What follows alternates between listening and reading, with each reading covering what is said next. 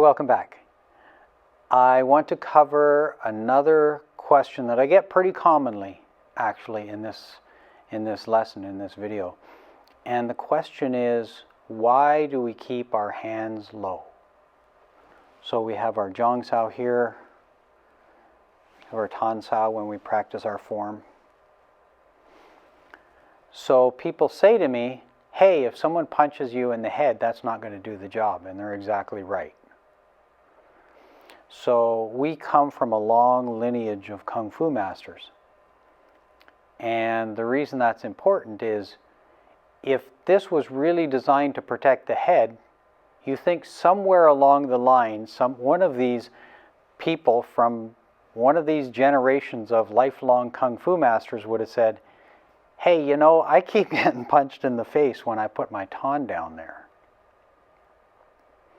But since we keep doing it, there must be another reason, and I want to talk about that today.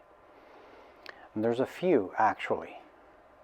So the first is, when we talk about this low Tan Sao, I'm not actually thinking of it like a block for a headshot. If I was, well, you know, there's a hinge here called the shoulder, we'll just lift that up. But I'm not. I'm thinking, in Wing Chun we have trapping. So I'm thinking, Trey, can I borrow you again?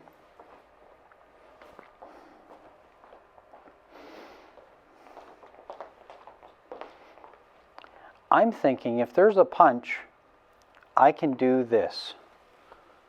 Okay? There's my block. But that's not exactly what I'm looking for when I do my technique, my block. Give me the other one, punch. Yeah. What I'm looking for is to trap his hands.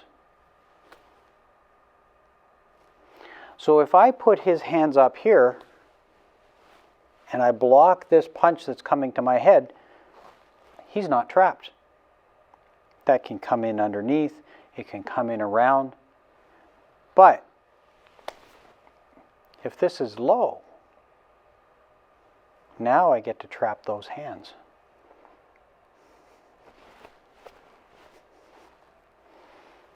So we practice to keep our techniques low to practice trapping. Our target's going to be the chest, so we're going to keep our hands down in that area to get used to trapping, to get used to having two hands to one. So we're thinking about the underneath,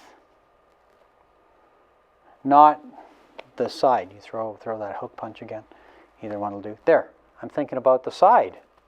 I'm not thinking about the side. I'm thinking about underneath, getting over top of that. Also, we have this form we call Chum Kyu. Chum Kyu can be interpreted as sinking the bridge. So sinking and rooting to us is an important thing. Staying low, staying heavy, staying rooted, connected with the ground is important to us. So when I throw my punch and I make connection or somebody blocks it, I can use my stance to sink that. So doing my Silam Tao with this low helps to remind me, or helps to practice in the very beginning, hey, be heavy, be sunken. If I do my Silam Tao and I put this up here, where it's practical, where it might work, no problem with that. But if I put it up here, I'm practicing to think about raising my center of gravity. A chance that I can be uprooted. And what I want to start practicing in the very beginning is to think about sinking my center of gravity. So we keep the elbow low, keep the elbow pointed down, and we think about sinking. And that lowers all of this down.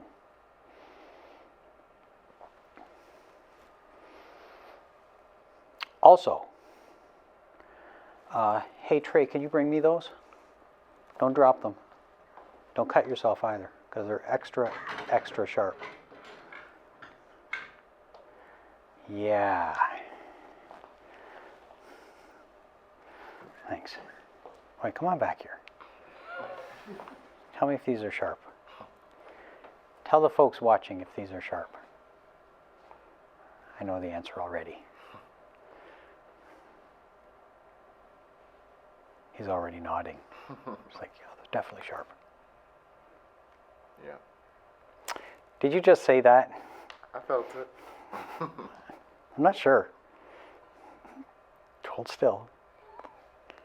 Sharp? Sharp. Definitely sharp. So here's the thing. Okay, thanks. Here's the thing.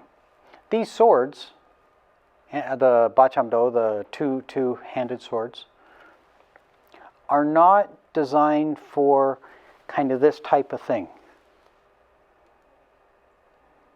These swords attack from low to high. These swords are designed to be used and angled up and attacking from low to high. So what this does in the beginning, by keeping our techniques low, is we're setting our hands up to start to be in position to learn how to use the swords, the angle of the swords, the stepping of the swords, the rooting and position that you're going to need for the swords. If you practice this, here we go, then either your sword form, your sword method, is going to have to be an up-high method, or you're going to have to change your method later in the system. Train this for 10 years to get your tansao working, and then get a pair of swords, and suddenly you have to learn to keep your hands low. In our system, we train the hands in preparation for the sword form that's going to come. Okay? Thanks for watching. I look forward to seeing you again. Until then, bye for now.